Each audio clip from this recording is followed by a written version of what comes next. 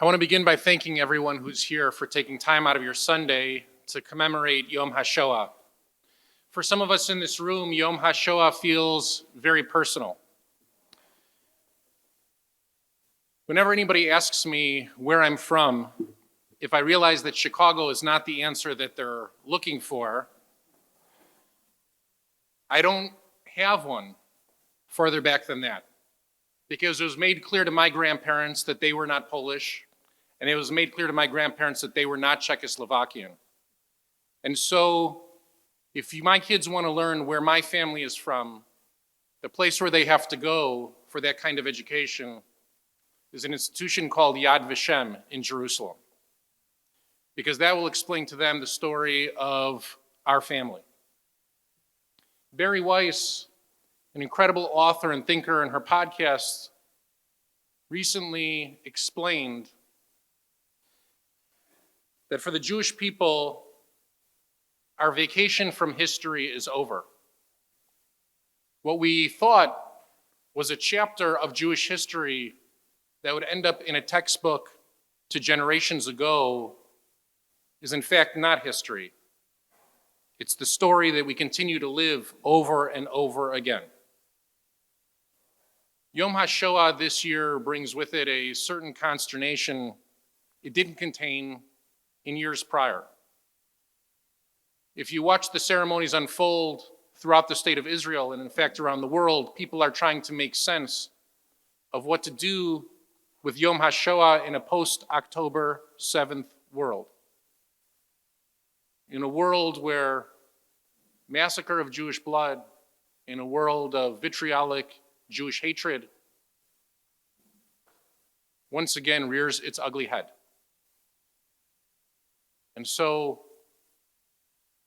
I thought it appropriate that we not only have a Yom HaShoah program, but fill our hallways with the images of what life looked like in Europe years and years ago, so that we understand what faces us if we don't speak up now in this moment. I'd like to begin the ceremony this evening by calling up survivors and then families of survivors to light The candles are 6 candles in memory of the 6 million murdered in Europe during the Shoah. To begin the candle lighting ceremony, I'd like to call upon my friend and kinder transport survivor, Rita Cinder.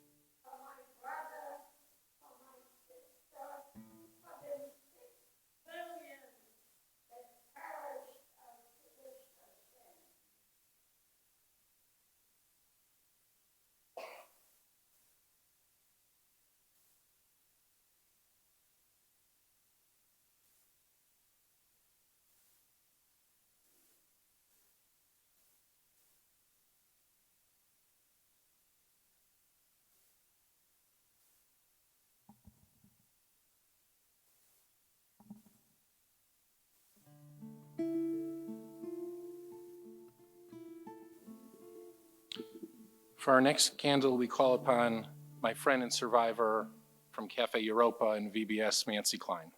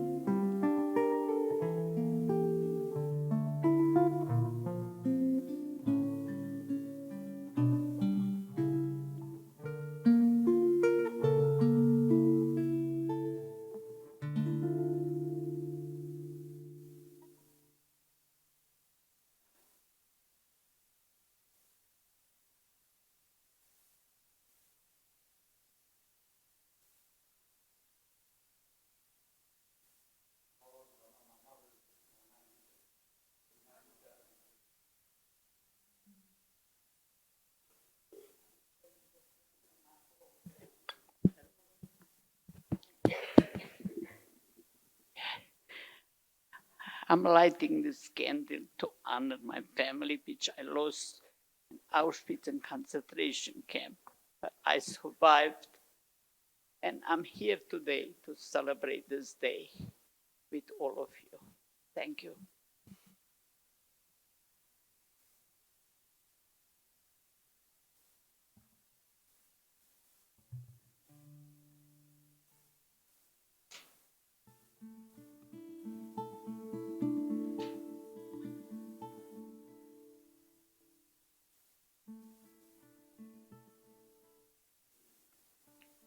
As we transition to families of descendants of survivors, we begin the process by calling upon my own, the Leibovitz family, 3 generations of survivor descendants. Please light the next candle.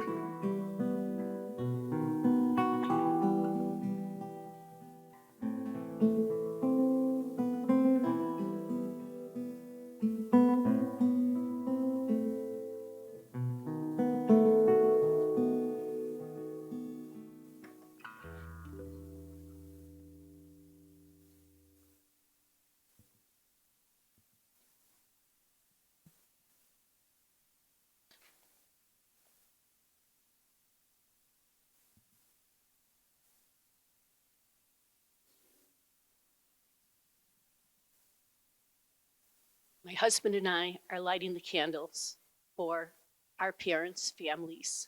My family, my parents' family came from Poland, from Lodz, Poland, and all of their relatives. My husband's family, his parents came from Czechoslovakia. All of their family throughout Europe, all of our family, and all of their friends, and all who perished in the Holocaust. May the memories always be for blessings.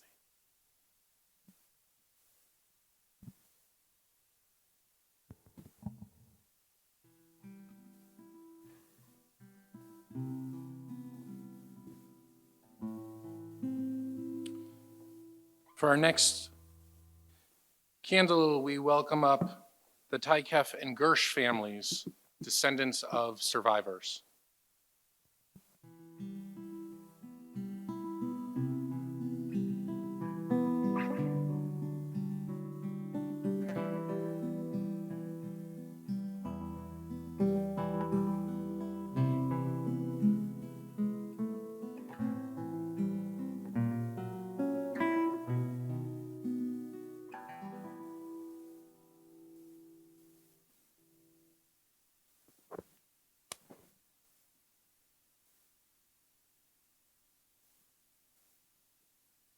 This candle is to honor Bruce's father, William Gersh, a survivor of the Holocaust, and my grandparents, Doran's grandparents, Miriam's parents, Edith and Mayor Jacobs. May their neshamas have an aliyah. Rest in peace.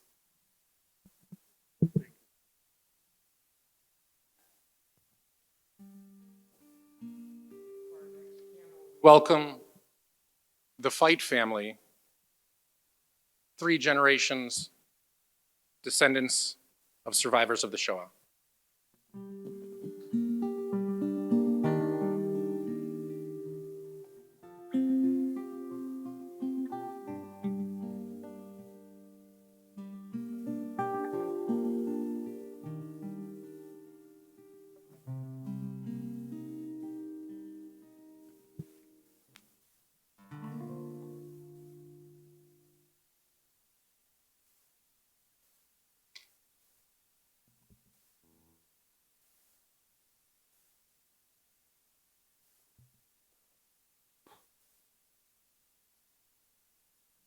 We light these candles for many survivors in our family.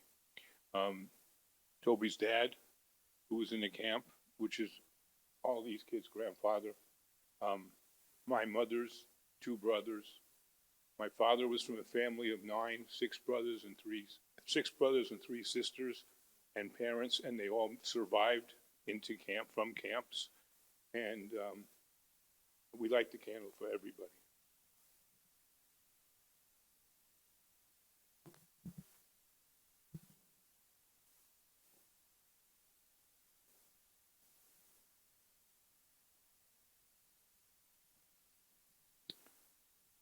For our next candle, we welcome Jeff and Susan Engler, children of a living survivor.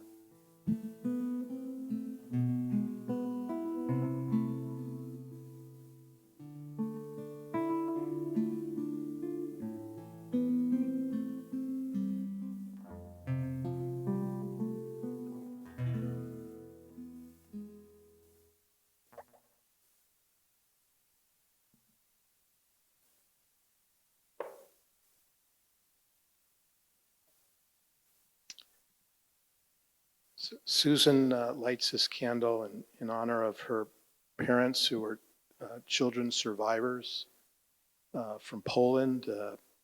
Their families were able to escape to Russia just as the Nazis were taking over their home villages, and they survived the hardship of the Russians during that terrible period. Her father, David, of blessed memory, and her mother, Esther, who is not able to be here today because she's not feeling well.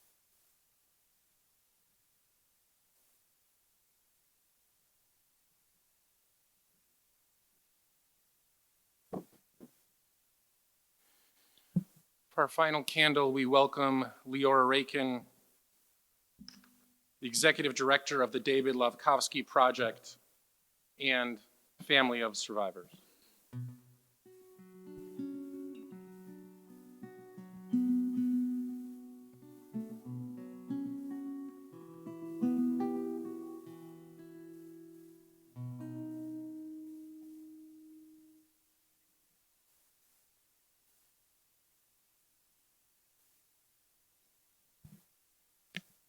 I light this candle in honor of Jacob and Rachel Spector, my great-grandparents, their daughter Zlata, and her 5.5-year-old twin boys who were murdered in the forests of Ponar in Vilna.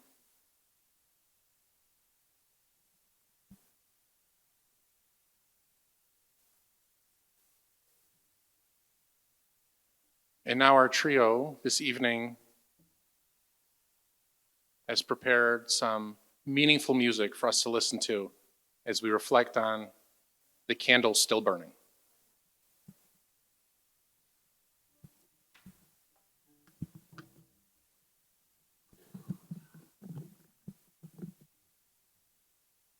Thank you so much. We're just going to play some instrumental selections, and I have just a couple requests. Instead of applause between the numbers, if we could have some quiet contemplation. Each song has special significance. The first one, Yerushalayim Shel Zahav, was chosen because we're hoping for peace in Israel, in the region, for all peoples.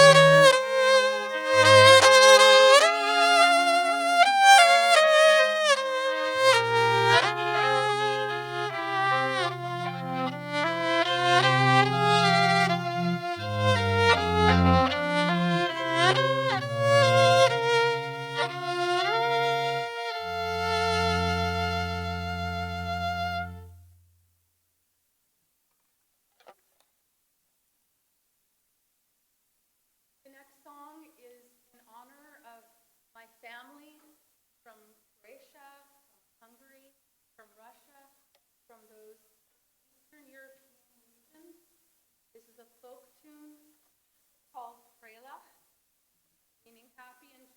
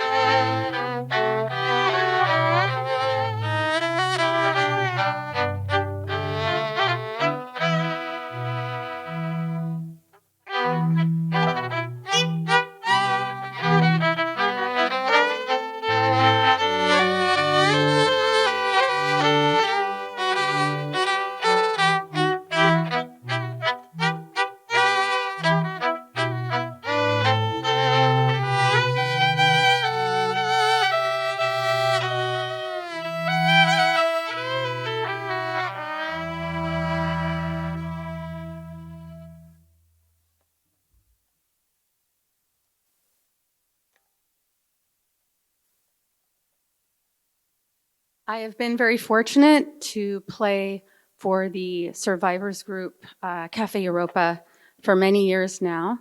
Actually, that's how I met Rabbi Leibowitz, and we've both had that honor. So that's been really wonderful, Nolan. This tune, probably most of you know, and this is in honor of the Holocaust survivors. Feel free to sing along.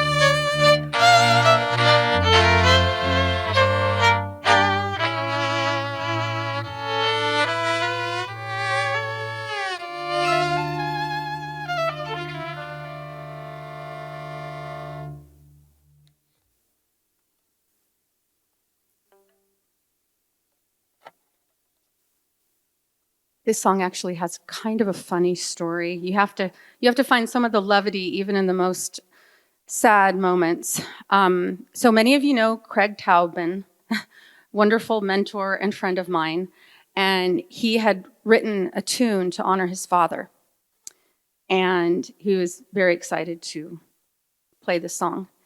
And he had just written it, and he forgot it, and he forgot to bring the music with him.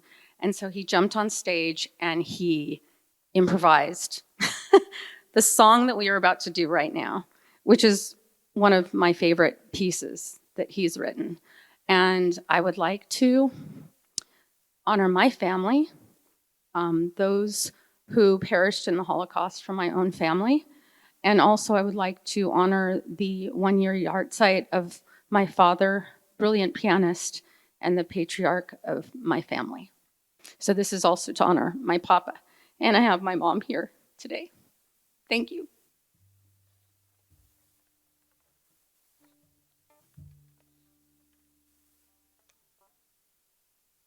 I'm going to start with a little Yiddish Adoina.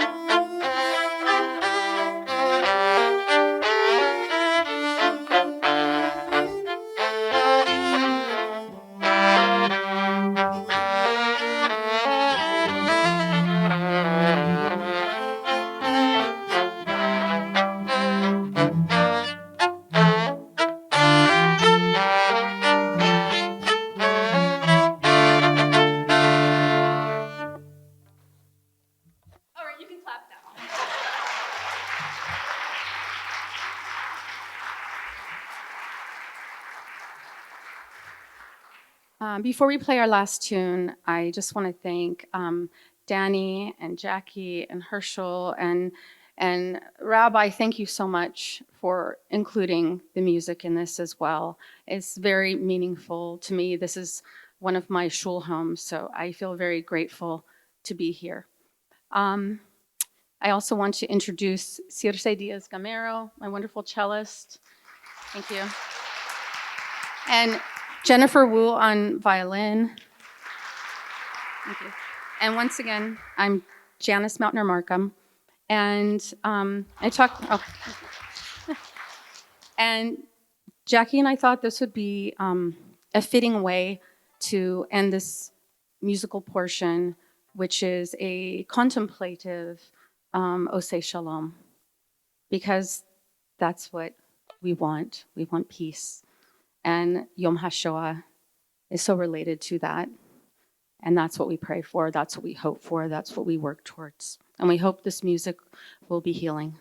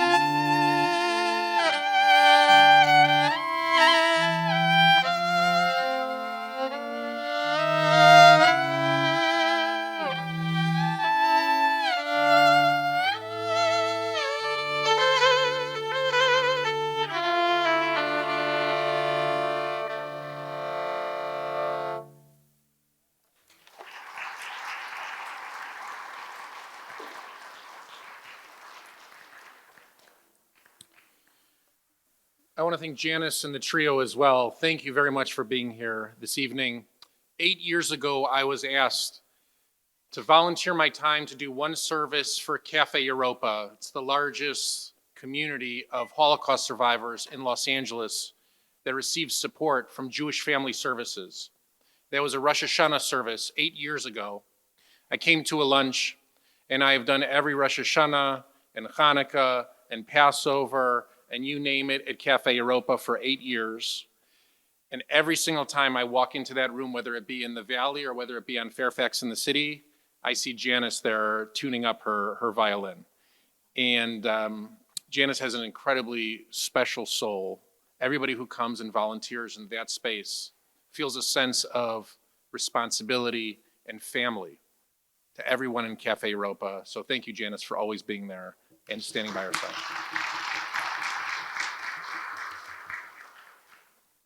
At this time, I'd like to welcome Leora Rakin to Valley Beth Shalom. Leora is an international speaker, artist, and executive director of the David Lebkovsky Project, which she co-founded together with Lisa Leiner-Fagan, who we have in attendance this evening, Connie Marco, and Stephanie Wolfson. In 2023, Leora was honored by the California State Legislature in Sacramento for the innovative work she is doing in Holocaust education through the David Lebkovsky Project. We were there together. The David Lebkovsky Project developed a project-based educational curriculum that fuses art and history. It culminates in students becoming curators and docents and thereby empowered to educate their peers. The purpose of this program is for middle, high school, and college students and professionals to learn empathy and tolerance and reflecting on the dangers of discrimination and anti-Semitism that are still prevalent today. The David Lebkovsky Project's unique educational approach has been recognized by the United States West Point Military Academy in their textbook, Teaching and Learning the West Point Way, Educating the Next Generation of Leaders for Fostering Empathy, a character trait necessary for future leaders. Thousands of students throughout the United States have participated in the David Lebkovsky Project program, and many continue on as ambassadors of the David Lebkovsky Project, bringing the art exhibit and program to their schools and community. It is my pleasure and my honor to welcome Leora Rakin to Valley Beth Shalom.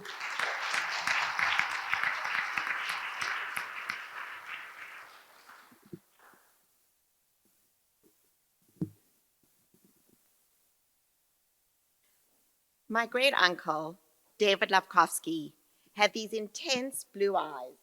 He could look at you for a few seconds and draw you in the most perfect detail. Not only your physical characteristics, but what you were feeling, what your emotions were like.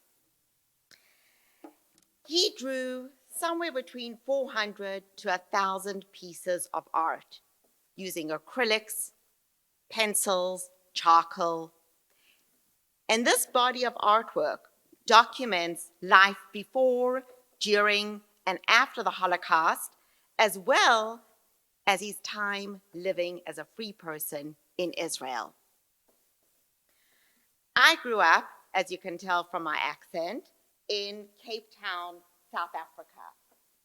And I cannot remember a time when I did not know about the Holocaust.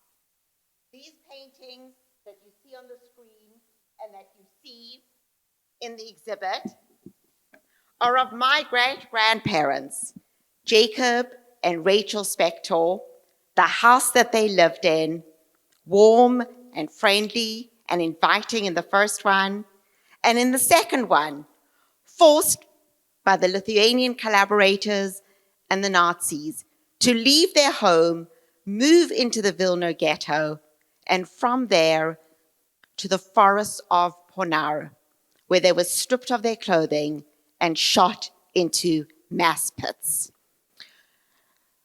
So who is this man, David Lebkovsky? You've probably never heard of him. Well, he didn't have any children, and my sister and I and my siblings and cousins, we were like their grandchildren. And when they came to visit us in South Africa, they would stay for weeks and sometimes months. And when we went to Israel, we would stay at them. They were eccentric, and we knew they'd had a very hard life. So David grew up in Vilna, Lithuania, when Vilna was the epicenter of the Jewish world. In fact, it was known as the Jerusalem of the North. And more than a third of the population in Vilna before the war was Jewish. And there were Zionists, and there were Bundists, and there were people who were very religious. And everyone lived in Vilna. And some of the greatest leaders and scholars and rabbis lived in Vilna.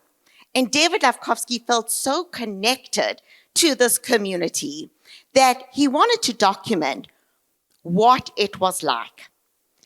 And what you're going to notice about David Lavkovsky's work is that it's not just about the Holocaust. It's not just about how people suffered and how they died. It's about how they lived for 500 years, 5 centuries before the Holocaust.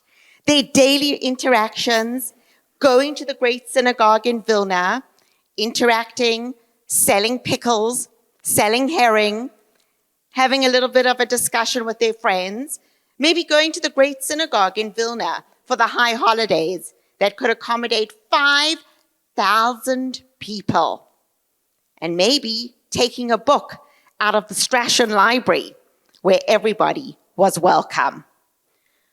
So what you're going to notice when you go through the exhibit after our session today is that David Lavkovsky places himself in the artwork. And as you can see, in the lower left-hand corner, there he is in his beloved Vilna, carrying his portfolio. Now, David Lavkovsky was one of those people literally born with a paintbrush in his hand. All he wanted to do was paint and draw and paint and draw. And his parents, like any good Jewish parents, concerned that he wasn't going to graduate from high school, hired a tutor by the name of Rivka Spector. And Rivka spoke 8 different languages fluently. And she helped David be able to graduate from high school. She wanted to be a botanist more than anything. And even though she applied to the University of Vilna, very few Jews were allowed. So she quickly learned French and went to study botany in France. So David is one of the artists during this period, 16 years old, has his first international exhibit. And more than anything, he wants to be a real artist. So he leaves Vilna and goes to Moscow. And in Moscow, he works at the State Jewish Theater, where another very famous artist used to work. Does anyone know who that is? Chagall, that's correct. And then he leaves Moscow and he applies to one of the most prestigious art schools at that time, the Art Academy of Leningrad. He's one out of 500 applicants that's accepted to this very prestigious art school. And you know, if you want to be a real artist, it's not just about going to Michael's or Joann's and getting a canvas and paints. And especially if you want to know how to draw the human body, you need to know anatomy. You need to know how the body moves, how every muscle can impact another muscle. You need to know about eyes and expressions and lines. And this is what David Lavkovsky is finally studying. He's studying to be a real artist. Now, whenever we look at art, we need to look at the time period. What events are influencing the artist? How are those events impacting them personally? So 1936, he's at the Art Academy of Leningrad. 1939, World War II breaks out. And what happens to David Lavkovsky? He is conscripted into the Red Army. Now, any country that's going to war needs as many soldiers to fight for it as possible. But who is the ruler in charge of Russia at this point in time? Stalin, okay? And if we have to come up with maybe 4 adjectives when we think about Stalin, what would those adjectives be? How would we describe him? Sorry? Brutal, absolutely. Yes, what else? Sorry? Anti-Semite, what else? He's a tyrant, he's a dictator, and he's also completely paranoid. So he's completely convinced that everybody and anybody is going to try and assassinate him, murder him, and take over his rulership. So during this time, you could get accused of almost anything. So for example, what is your name? Elaine? She's president. Okay. All right. So Elaine is the president. And when Elaine walked in, she didn't greet me. Okay. Now, in my mind, as Stalin, I'm thinking there's only one conclusion. At the end of the lecture, she's going to kill me. All right? It's a straight line. And literally for anything, if you're working in a factory and your machine breaks down, what's your name? Irv, you're responsible. Obviously, you're trying to sabotage the war efforts. You need to be killed. And this is what it's like living in Russia during this time. And David Lavkovsky is accused of anti-Soviet activity. We don't actually know what it is, and it doesn't really matter. How do we know this? Because we recently, before the war with Russia and Ukraine, we opened KGB files, and we found out the exact date that he was arrested and when he was sent to the Lubyanka prison in Moscow. And from there, he was sentenced. And he was sentenced to prison in the Gulag. Now, I know this sounds terrible, but this was almost the best of the three options, because the one was immediate execution, the other was 25 years with no communication with the outside world, and David's was 5 years with political rehabilitation. Okay? So what we see now when we look at this art, and what you will see in greater detail when you go through the exhibit with our student docents, is the most personal diary you have ever seen in your life. But they're not words. It is self-portraiture. David is showing us exactly what he experienced in Siberia, the torture techniques, the environment, the cruelty, the lack of food, and how that affected him as a person.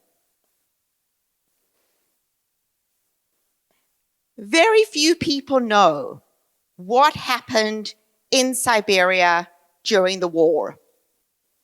Some people even managed to survive because they were in Siberia and not in Eastern Europe.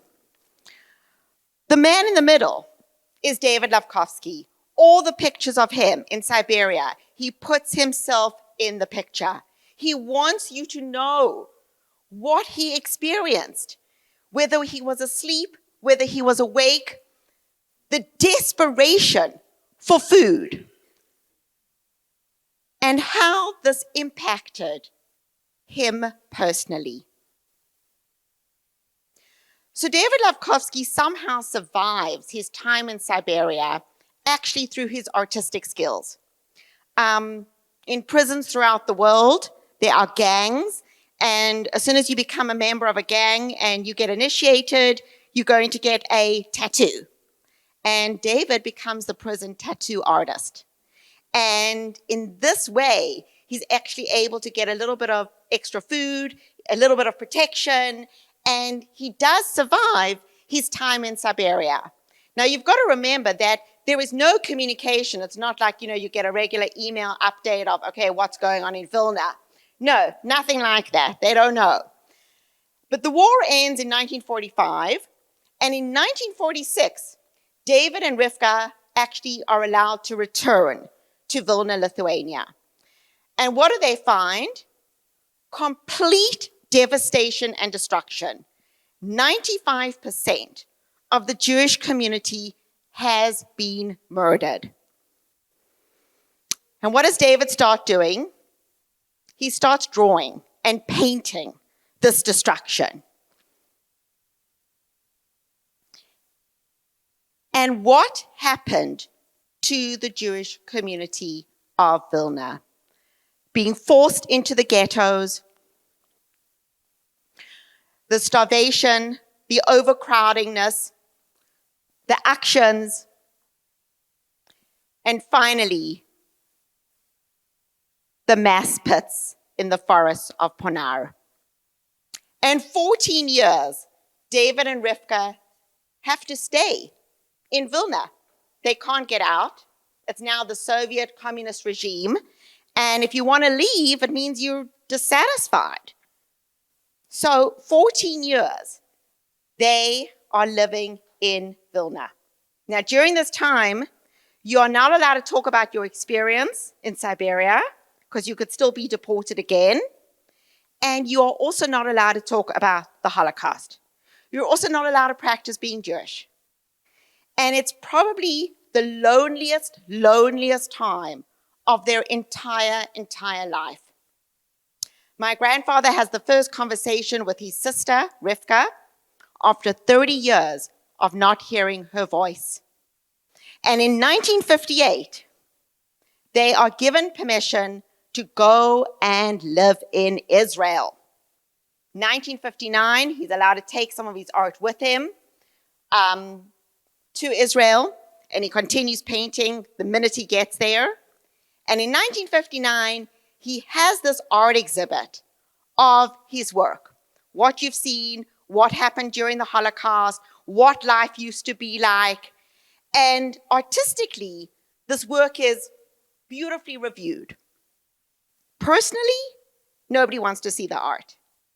They don't want to see these images of survivors, people being killed, murdered.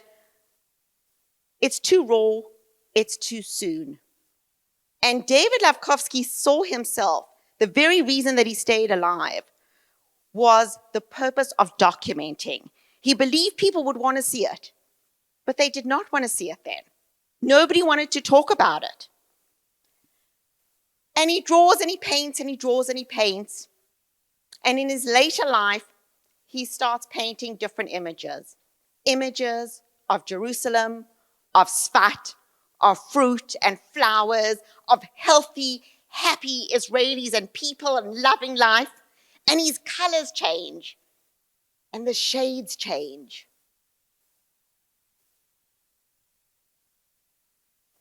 But the past is always with him. And when you're looking at art, look at the eyes. The memories are in his eyes. They're embedded in his soul. And they never leave. They never, ever leave him. So, 1991, David and Rivka pass away. And what follows is a 22-year court case concerning his body of over 400 pieces of art. And the court case goes on for 22 years. It goes up to the Supreme Court in Israel, which is known as the head court.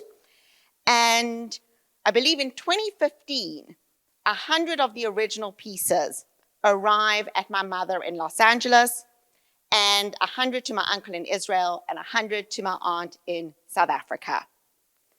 And it was 2014, 2015.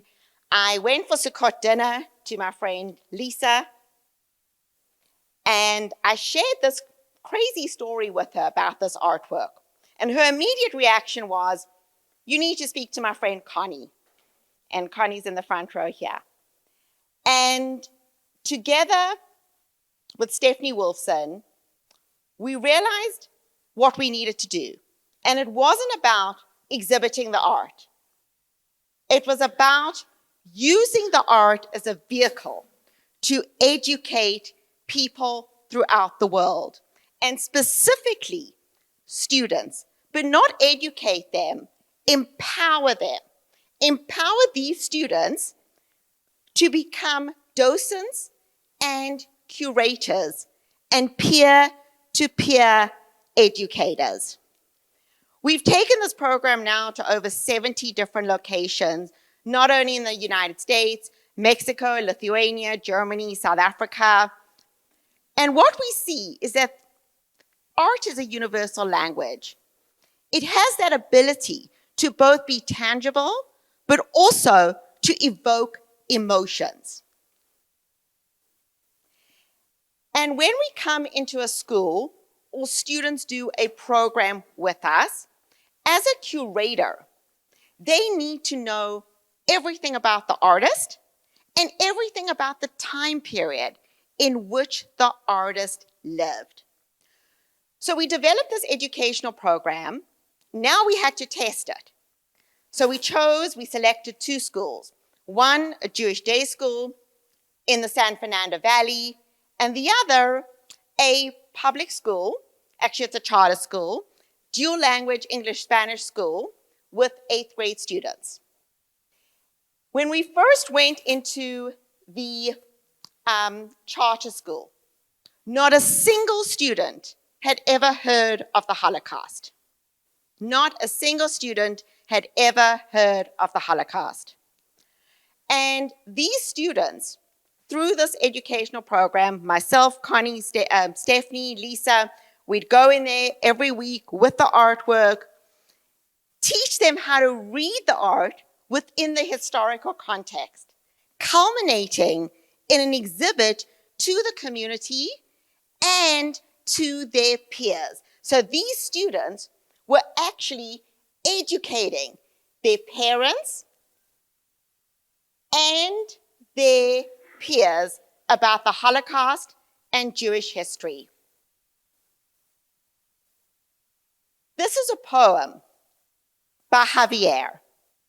We were at Valley Academy of Arts and Sciences last week. We had just spent a semester at this LAUSD high school. And there were 38 students in the journalism class. And one of the assignments is to create poetry and art in response to David's art. And Javier looked at this piece over here of David wrapped up in a fetal position in the tunnel torture technique in Siberia, a punishment that he had to endure for 72 hours. And Javier said, "That's me. That's how I'm feeling now. I see myself trapped." And these students respond to the art in the most personal way, sharing how it makes them feel, but then going on to educate their peers about Jewish history, Zionism, Buddhism, socialism, what it was like living in Vilna, what a chuppah is, what a rabbi is, what was the journey of the Jews. Many have never met anyone Jewish before. Many may have only learned very, very little about the Holocaust. But it allows them to take ownership and responsibility.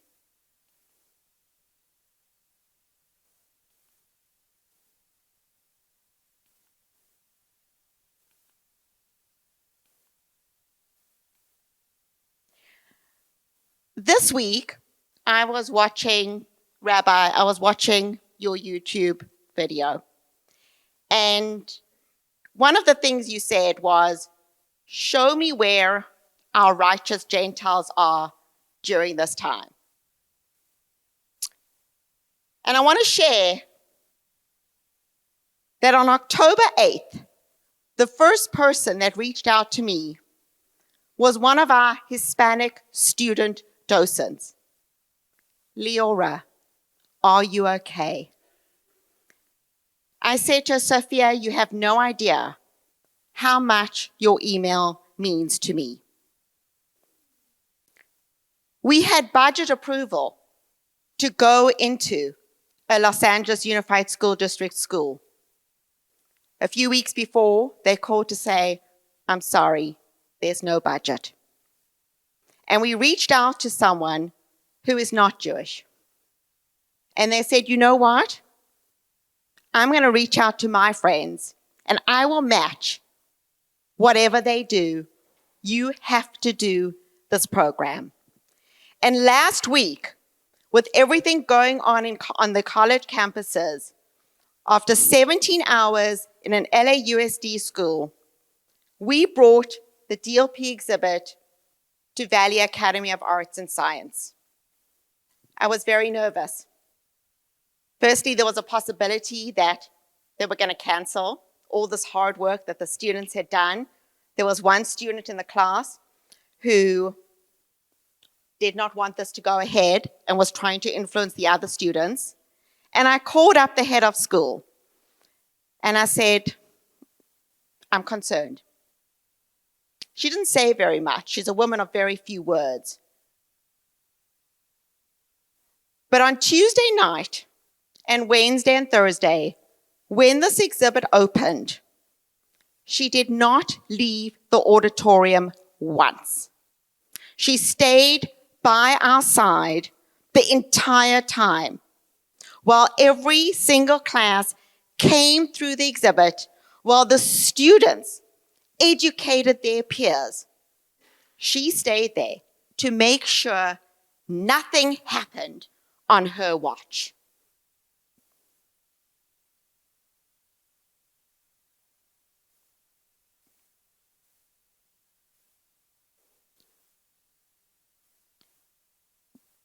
Much has changed. A lot has changed since October 7th. And there's a part of me that wanted to display blank canvases around this room. Because there is going to be art. There's going to be art that comes out of this terrible, terrible atrocity. And we're going to see that art. And just like David Lavkovsky used the process of creating and drawing and painting to heal, so too will there be art in time to come.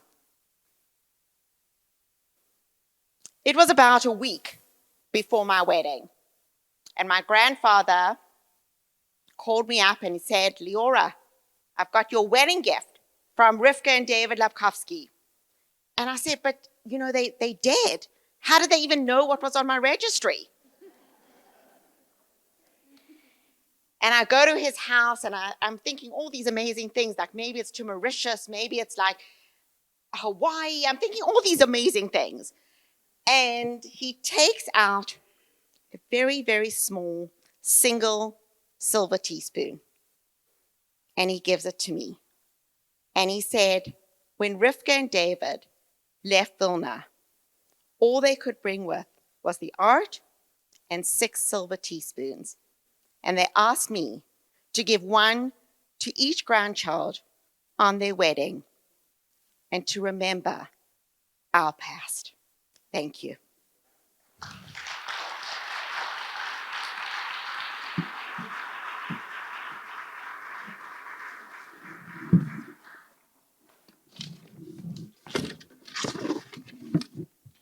I want to once again thank Leora Rakin.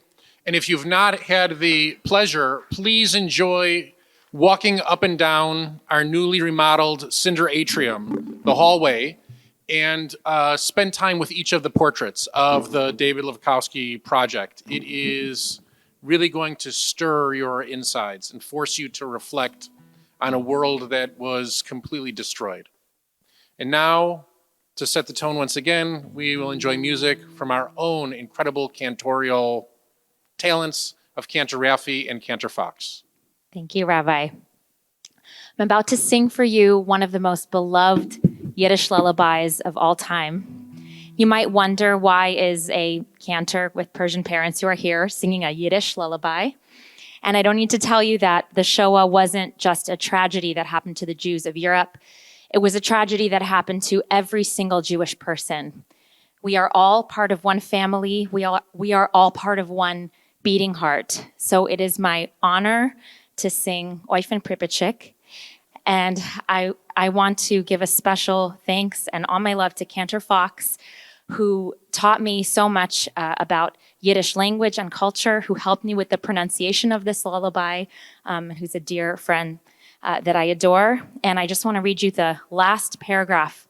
When children, you will grow older, you will understand how many tears lie in these letters and how much crying.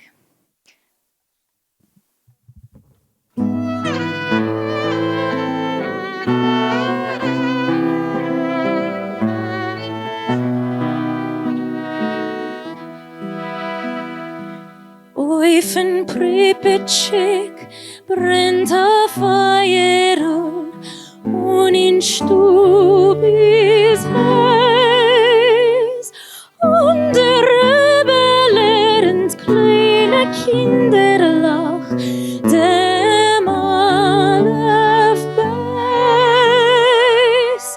und der rebellierend kleine Kinderlach dem Aleph beiß.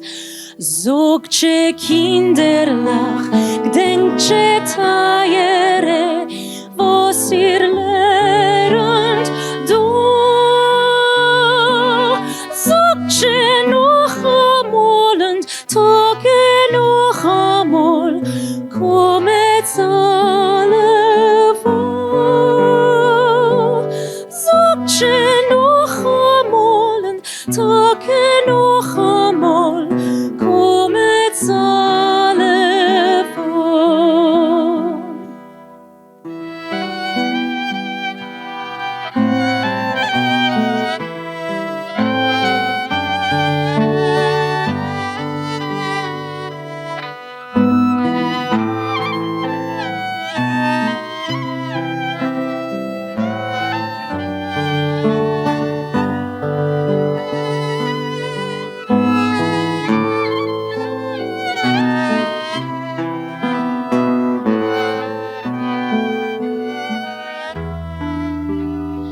Sogt che Kinderlach, gedenkt che Teiere, was sie lernt du.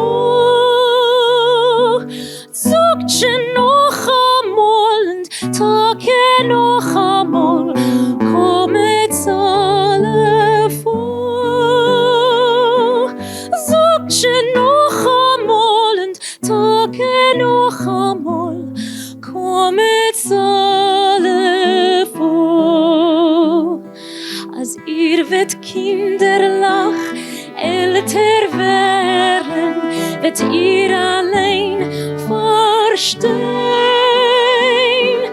wie viel in die Äußers liegen Tränen und wie viel Gewein, wie viel in die Äußers liegen Tränen und wie viel Gewein.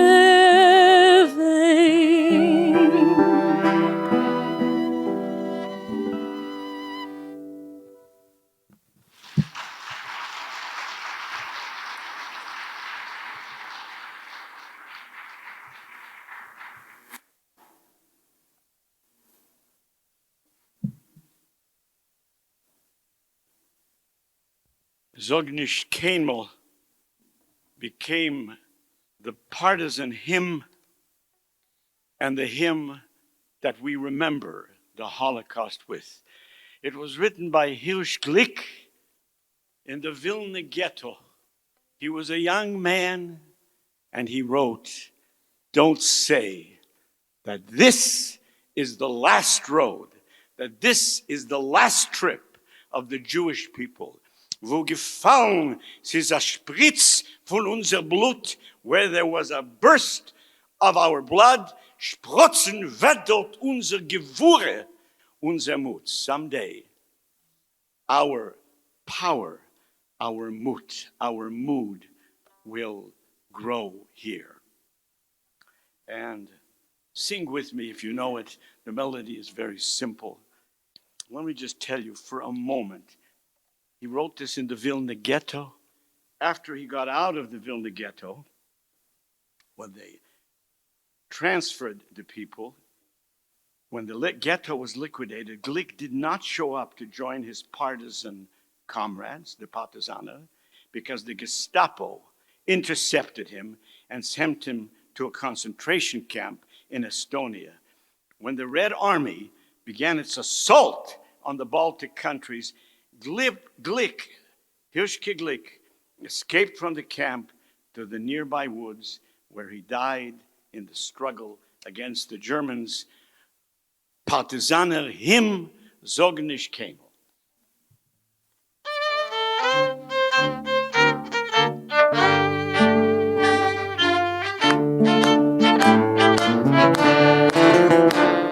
dich kein Mal, als du gehst im letzten Weg. Wenn Himmel und Bleire verstellen bläuet weg. Komm, in Fett noch unser ausgebänkte Jahr. Es wird abbeugt an unser Tron, wir seien da. Komm, in Fett noch unser ausgebänkte Jahr. Es wird abbeugt an unser Tron, wir seien da. Von grünem Palmenland bis in weißen Land von Schnee. Wir kommen an mit unser Pein, mit unser Weh.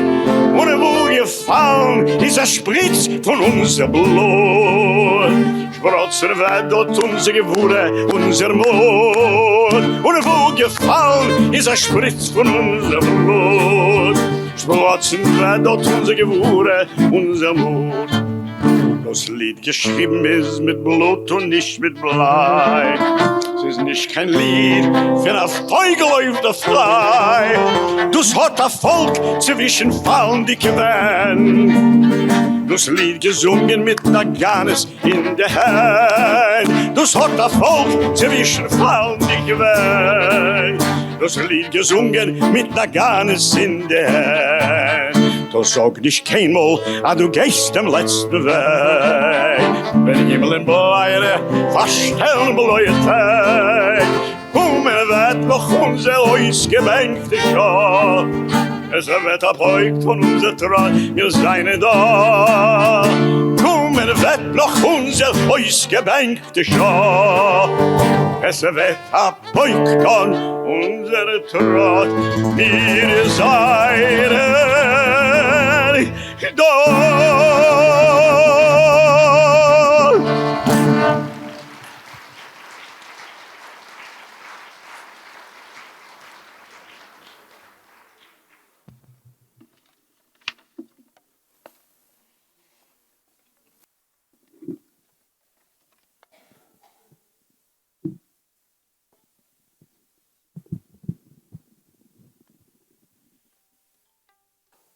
On September 29th, 1941, an event began that as a child was beyond my comprehension. You see, I didn't have a normal childhood. My parents are right here, and they can be blamed for all I'm about to say. We would go on vacation to Florida, and in the midst of a vacation, they would read that the Holocaust monument in Miami was about to be unveiled and dedicated. And our vacation would come to an abrupt halt, and we would be taken to see this giant statue that, as a child, was frankly scary to look at. We sat there in the boiling hot sun, and I tried my best not to stare at this hand that pierced the ground, that seemingly reached up to the heavens for help. I remember looking out into the crowd and seeing other children who also didn't have normal childhoods, who were forced to sit there that morning in the sun in Miami during winter break. And I remember as a child being taken to museums and being taken to exhibits all around the world. The pictures I couldn't understand were these pictures from the end of September 1941. You see, in the forest of Kiev, Ukraine, was a place called Babi Yar. And at this place in Babi Yar, in 2 days in the forest, the Nazis managed to murder 34,000 Jews. 34,000 Jews. And I was raised with the very simple understanding that the reason the world didn't step in and help was because nobody knew.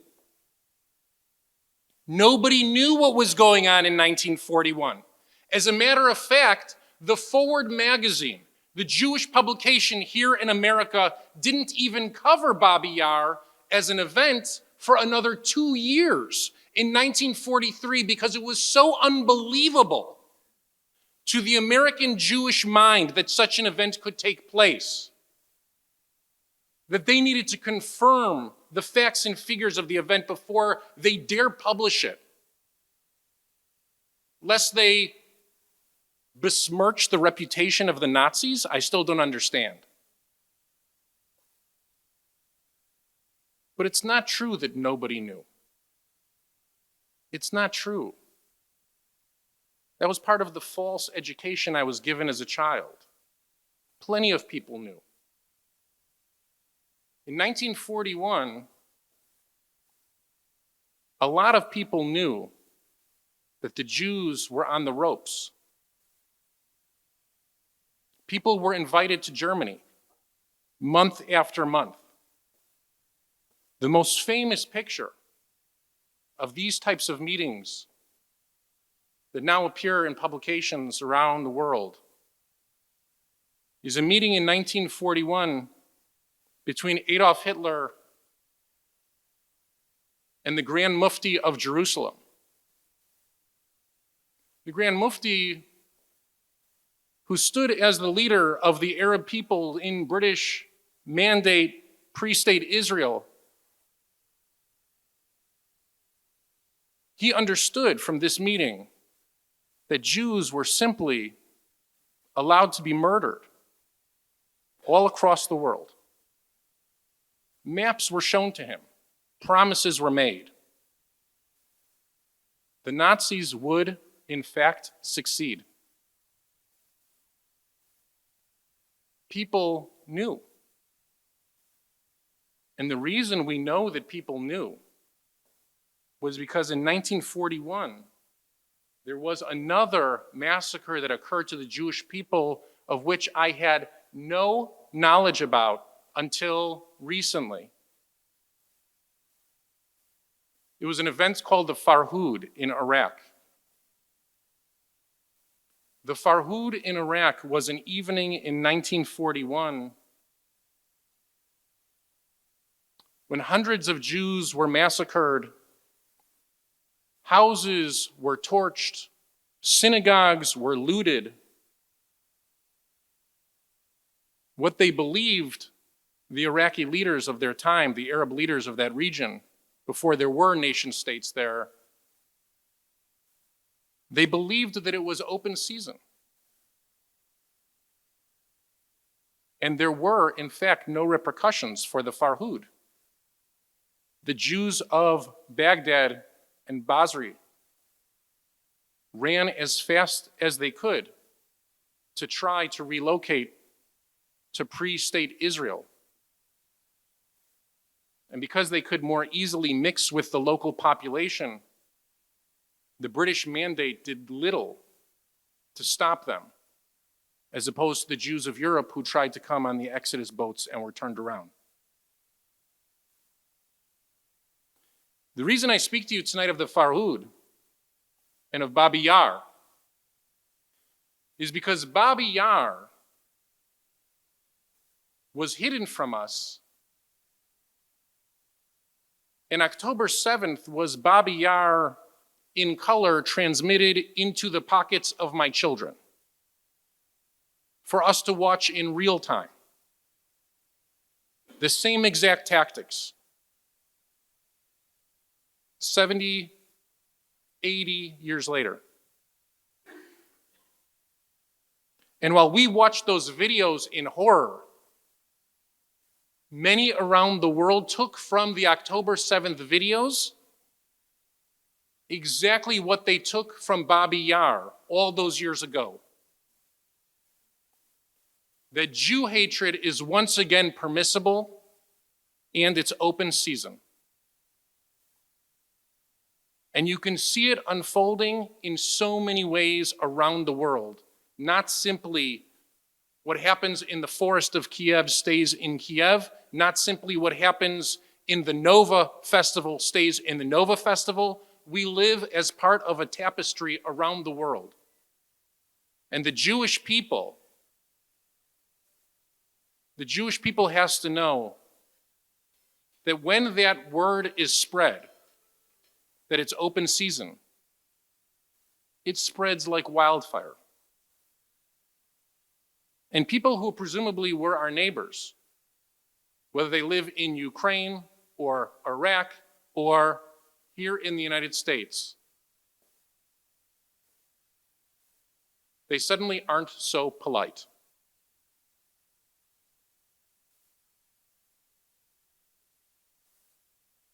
If there is a message that I want us to leave this Yom HaShoah that's different from other Yom HaShoahs, from all the other Yom HaShoahs in my life, I want you to leave with this very simple idea. Education alone is not enough. We've built more museums as a people than is needed to tell this story. And now it pains me to say this as a family who participated in so many exhibits and so many speakers traveling around the country trying to explain this to people. We have to do a better job of teaching ourselves the consequences of living in an unchecked world. The David Lebkowski Project, as meritorious as it is to go into the public schools, needs to be seen by Jewish students. Survivors, as important as it is to have spent hours and hours and hours educating the rest of the world about what happened, needs to now focus on educating a new generation of children who will live in a world much closer in resemblance to theirs than to the one in which I was raised. It is difficult to fathom that all of this will simmer down. I promise you, it will simmer down. It always does. The question for us, and the question for our kids, is how we behave the day after. My whole life, I was raised with images of survivors looking into the eyes of my grandparents with extraordinary appreciation for the strength of character and for the faith in the human spirit that they exhibited when they had absolutely no reason to believe anymore. Nobody asked them if they ever needed to talk about what they had seen. Nobody asked them if they ever needed help in reestablishing themselves. Nobody even asked them why it is that they would remain Jewish after what they saw. They felt a conviction to prevail, and they did it through the success of children and grandchildren. They did it through a profound belief in what we call nachas. Were they to create enough nachas, enough pride in their family, then they will have won. I want to tell you that that should be our lesson this year. This Yom HaShoah, look inside your house. Look inside your children's homes. Are you proud of the type of Jews, of the type of education, the type of beliefs, the type of views that they carry in this world? Because it was that very simple belief as a fundamental principle on which Jewish society, Jewish families, Jewish communities have always been built. that allowed them to focus, that allowed each of the survivors to focus their efforts. They didn't need to rebuild the world. They needed to rebuild their family. And if that was the lesson following Baba Yar, which was approximately 28 and a half October 7ths that occurred in 48 hours, then we can certainly learn that for ourselves this year.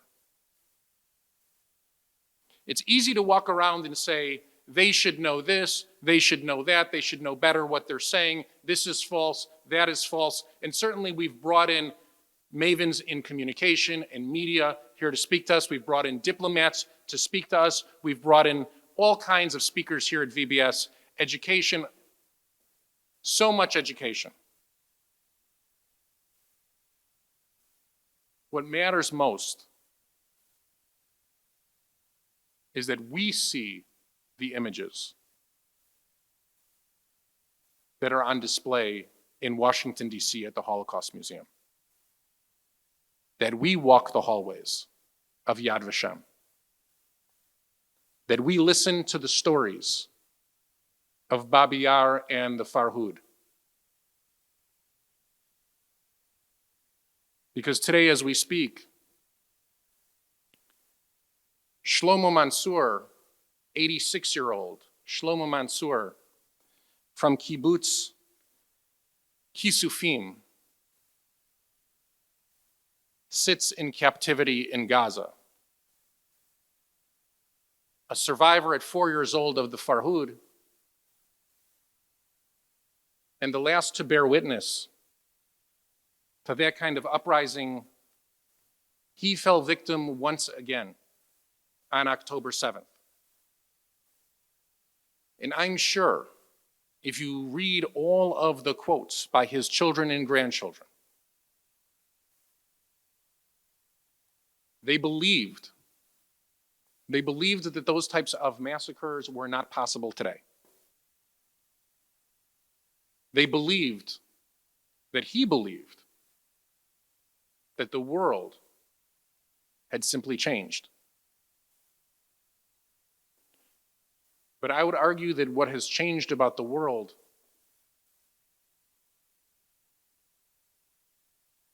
isn't the world. What's changed about the world is us. In 1941, there was no roadmap for the forward to even begin to fathom, to wrap their minds around the events as it was explained to them that occurred in Ukraine. But for us, we have a roadmap. The roadmap is the families who lit those candles.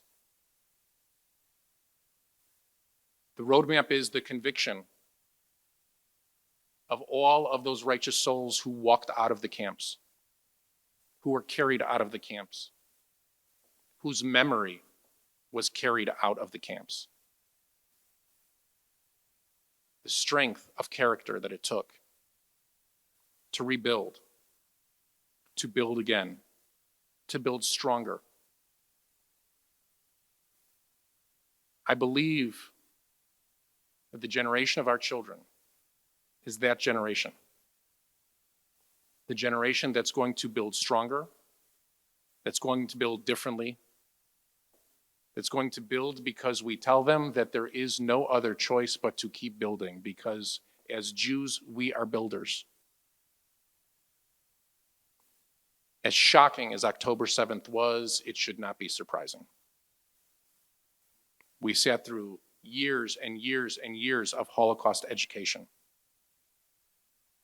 What was shocking to see it in color, what was shocking is to see it unfold in real time. But what will be shocking to the world will be ultimately our response. Our response will be one not of diminished character, not one of diminished faith, not one of diminished determination. The light of the Jewish people has remained strong through darker hours than this one. I wish you saw the brightness that I see. I see it because I looked into the eyes of people who saw darkness.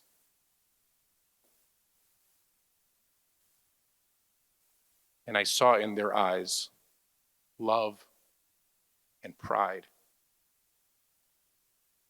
Pride in who they had become once again, pride in what they had established in our families, pride in the idea that their grandchildren would be proud Jews. This Yom HaShoah, let's cry and hold each other and walk through these halls and look at everything that was taken and then wipe your tears away. And walk out of here strengthened with a sense of pride, with a sense of trust that we will build again for a brighter tomorrow. Please rise for El Maleh Rachamim.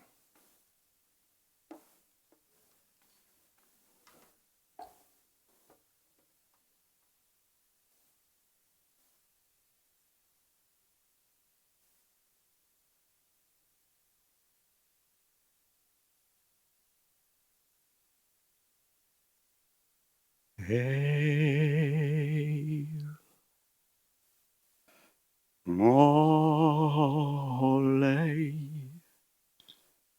El Molei Rachamim Shoichein Mameroyemim Hamsei Menuchanechoyena Tachas Kanfei Ashchino B'malois Kedoshim Uteoyerim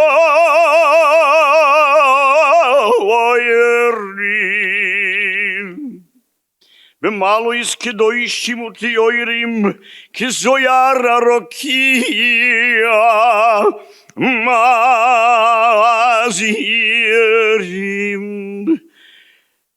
et Nishma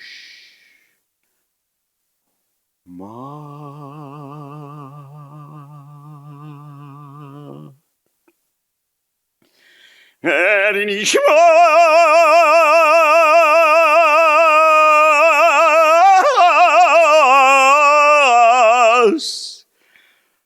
Acheinu b'nei Yisrael HaKedoshim Shenoflu b'dei harotzechim HaNazis Yemach Shemom v'Yozreim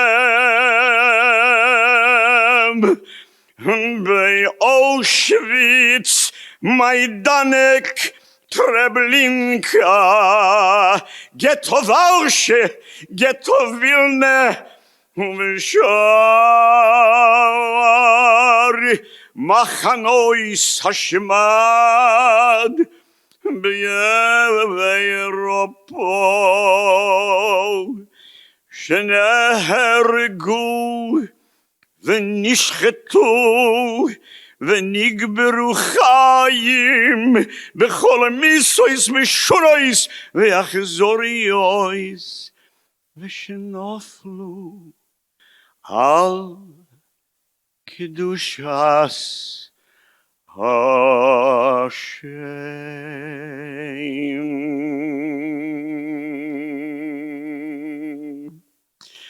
בגן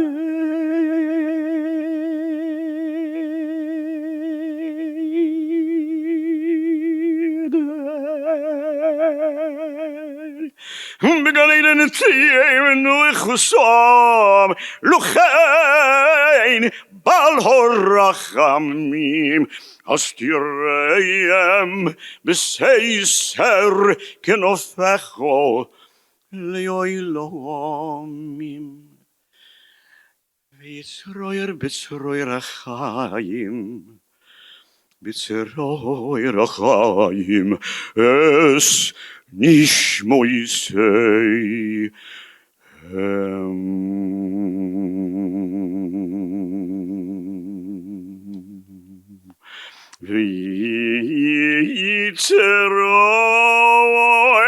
Vitzroyer achayim.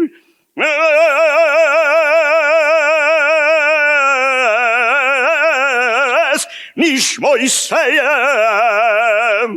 Adonai, hu nachalosom. Esanuchu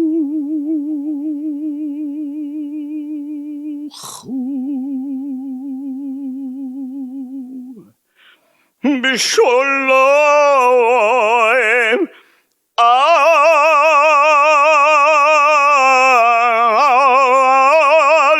mishkevoyisayim v'noimar.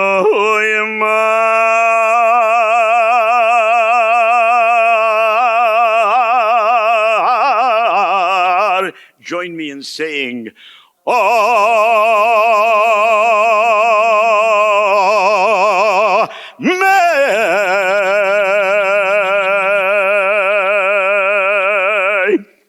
Please join me in Mourner's Kaddish. Yitgadal v'yitkadash shemei Rabbah, be'alma divra chirute ve'yamlich malchute, b'chayechon u'v'yomechon u'v'chayei dechol beit Yisrael, ba'gala u'v'zman kari v'imru amen. Yehei shmei Rabbah mevorach le'olam u'lolmei almaya. Yitbarach v'yishtabach v'yitpa'ar v'yitromam v'yitnaseh. Vitadar, vitale, vitalal, shemede kudesha, brichu. Leila min kol birchata v'shirata, tushpechata v'nechemata, damiran be'alma v'imru, amen. Yehi shlama rabba min shemaya, v'chayim aleinu ve'al kol Yisrael, v'imru, amen. Ose shalom imroma, hu ya'aseh shalom, aleinu ve'al kol Yisrael, Bimru, Amen.